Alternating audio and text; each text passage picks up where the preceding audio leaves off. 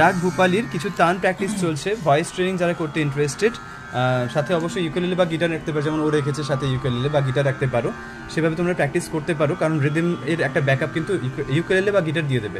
যাই হোক, এখন তুই যেটা করবি সেটা হচ্ছে সা রে রে গা, গা পা গা রে, পা গা গা পা গা রে সা।